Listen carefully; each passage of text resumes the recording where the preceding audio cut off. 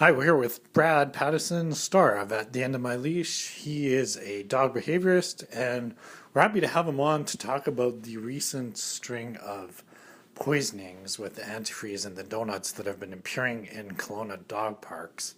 And we just want to know, so Brad, is there anything dog owners can do?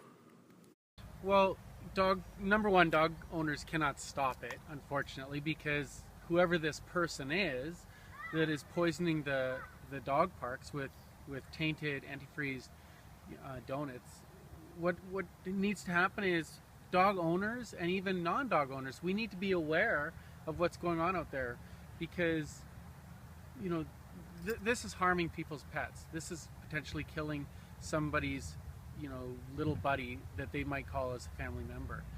And when you enter into a dog park, keep your dog on leash at first. When you get close to the dog park, put your dog on leash, make sure it's on leash, and go and look. Do a random search for any food, any debris that might be thrown into the park. If it's there, either call the RCMP or pick it up, bag it, and call the RCMP.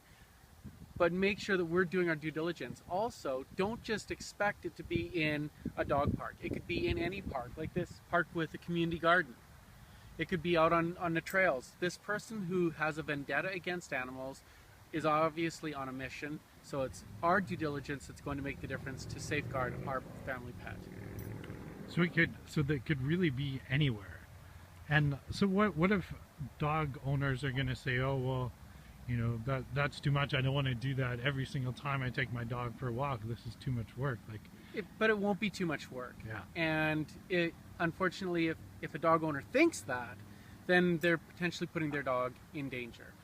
But the one thing is, community is important. Kelowna is a community-based city, and the more that we become a voice for everyone instead of hiding in our shells, and we start poking our nose out, hey, what is this person doing in the park? They don't even have a dog. Question these things. Why do they have a bag of food? Take a look, because maybe that is the person that is tainting food.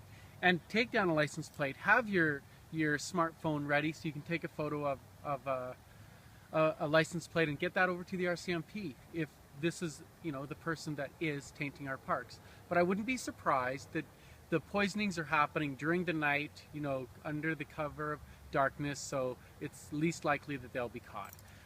Just dog owners really need to pony this up, be aware of what's going on. If their dog starts to get into a bush and starts to ingest something, open up that mouth, reach in and grab that food out.